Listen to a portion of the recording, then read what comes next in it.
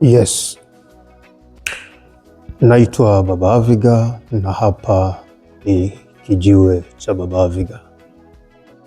Basi nikukaribishe leo kwenye kijiwe chetu, na leo nataka tushare jambo moja hapa kijiweni. Nalo ni kujadiliane kuhusu nidhamu. Nidhamu mahali pako pa kazi au nidhamu ya kazi. Tushare pamoja nidhamu ni nini na nidhamu mahali pa kazi inahusu kitu gani. Navyoelewa mimi, nidhamu ni hali ya mtu kujiwekea utaratibu wa namna ya kuenenda, kujiwekea utaratibu wako wa kimaisha au kujiwekea utaratibu wako wa kazi yako utakavyokuwa ukiifanya. Zile taratibu ambazo unatakiwa uzifuate au kanuni unazotakiwa kuzifuata kwenye kazi yako, utaratibu uliojiwekea wewe kwa ajili ya aidha ni biashara yako, ni kazi unaoifanya, kwamba unatakiwa ufanye hivi, uamke asubuhi ufanye 1, 2, 3. Uamke asubuhi uende kazini, baada ya muda wa kazi utarudi nyumbani, utafanya ABC. Ule utaratibu utapokuwa ukiufuata ndio nidhamu. Lakini kwa tafsiri nyingine, nidhamu kama tulivyokuwa tunafundishwa mashuleni, au kwa mfano kuna mwalimu wa nidhamu shuleni, manake ni yule mwalimu anayehakikisha utaratibu wa shuleni unafuatwa.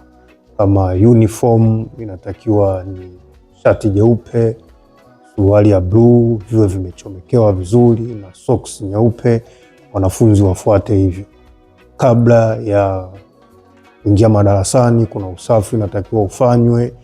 Mwalimu wa nidhamu anahakikisha hivyo vitu vinafanyika. Muda wa darasani wanafunzi wako darasani, ule ni utaratibu wa shuleni, na usipoufanya kuna adhabu inapatikana. Kwa wanafunzi wanakuwa na nidhamu kwa sababu kuna adhabu, kuna vitu watakiwa vifanye sawa sawa. Kwa kuna utii wa kufuata zile taratibu, lakini kwa kigezo cha kuogopa adhabu. Lakini kwa habari ya maisha ya kila siku, nidhamu ni utaratibu ambao hata mtu binafsi unaweza kujiwekea nini natakiwa ukifanye ili uweze kuachieve jambo fulani. Hiyo ni habari inayohusu nidhamu. Lakini tumekubaliana hapa ni kijiweni, na siku zote kijiwe hakikosi nongwa. Na wewe unaweza ukawa na maana yako ya nidhamu, unaweza tukashare kwenye comment, ukatuambia wewe unaelewa nini kuhusiana na nidhamu au nidhamu mahali pa kazi. Kwa sababu kijiweni mimi sifundishi, ila nina share kile nilicho nacho, na sifa ya kijiweni ni mabishano, lakini mabishano yenye lengo la kupata kitu. Kijiweni kuna mtu anaweza akawa anabishana sana, lakini ukija kuangalia aim anabishana ili ajue. Yaani mwisho wa siku hata kubali pale, lakini kuna kitu kutokana na mabishano yake anakuwa amekipata. Hiyo ndo nidhamu. Basi nidhamu ya kazi ni nini? Kila mtu ana kazi yake anaofanya. Kuna mtu anafanya kazi ya bodaboda, kuna mtu anafanya kazi ni mwalimu, kazi ofisini, kazi isiyo rasmi ya kwako mwenyewe ni mkulima, mfanya biashara, una kipaji fulani, ni mcheza mpira, una taaluma yote ile. Lakini kipaji peke yake, uzoefu peke yake, elimu, maarifa ya kitu unachokifanya, ukikosa kitu hiki kimoja ambacho ni nidhamu, vyote hivyo vinakuwa ni bure. Yaani hata uwe na uzoefu, uwe na kipaji, uwe ni mcheza mpira, lakini kama una nidhamu, unaonaga kuna wacheza mpira wengine wanakuwa terminated kwenye timu kwa sababu kakosa nidhamu kwenye eneo lake la kazi ambalo ni uwanjani, au kwenye zile taratibu ambazo atakiwa zifuate kwenye karia yake ya mpira. Kwa kitu hiki kinachoitwa nidhamu ni muhimu sana kwenye mazingira yetu ya kazi. Kijiweni leo tuna share nidhamu ni kitu gani. Unaweza ukawa na degree, ukawa na uzoefu, lakini ukikosa kitu kimoja kinachoitwa nidhamu, hayo mambo yote yanakuwa ni nothing.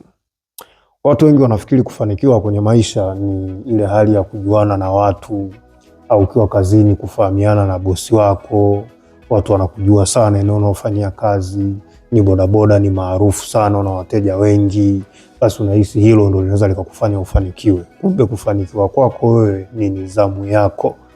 Yaani nidhamu yako ndio itakutoa hapo ulipo kwenda hatua nyingine.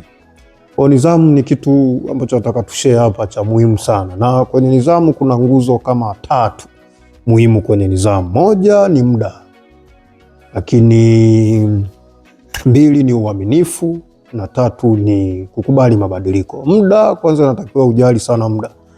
Kama umekubaliana kazini unaingia saa 1 au umejiwekea utaratibu saa 1 unabidi uamke kwa ajili ya kufanya jambo fulani, basi amka hiyo saa 1. Umekubaliana na bosi wako saa 1 uwe mkutane sehemu fulani, wewe fika hata saa 1 kasoro dakika 5. Kwa kujali muda ni jambo la msingi sana kwenye kitu kinachoitwa nidhamu. Lakini pili, nidhamu inataka uaminifu. Kuwa mwaminifu hata pale ambapo bosi wako hayupo. Kuna kitu unakifanya, hayupo, uko peke yako, fanya kwa uaminifu wa hali ya juu. Hicho kitakuongezea credit, itakukutoa hatua moja kwenda hatua nyingine. 3, kubali mabadiliko. Kubali mabadiliko. Mabadiliko kwa maana ya kwamba unaweza kitu unachokuwa unakifanya unakiona ni sahihi, lakini mtu akaja akakukosoa au ambia unachokifanya unakosea, au bosi wako akakukemea, hata ukemea, bwana kwa nini umefanya hivi? Na uliona ni sahihi. Kubali pasipo kunungunika wala kuhuzunika, na wala usikasirike. Kubali, hayo ndo mabadiliko yamekujia. Bosi hataki hicho ufanye, usifanye.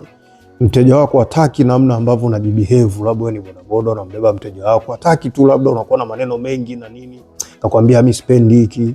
Usichukie ukasema huyu mtu sitambeba tena au sitafanya hii shughuli tena. Kubali yale mabadiliko kwa wakati ule na mtimizie mteja wako kile anachokitaka kwa wakati huo. Hiyo ni nguzo muhimu sana kwenye nidhamu. Kwa tumejaribu kushare hapo kuhusiana na nidhamu, na hapa Kijiweni leo tumezungumza hayo, lakini unaweza tukashare kwenye comment, na hebu niambie ni kitu gani ambacho eneo lako la kazi, rafiki yako au mfanyakazi wako, mfanyakazi mwenzio au jamaa wako hapo Kijiweni, kuna tabia gani ambayo wewe inakuuzi kuhusiana na nidhamu?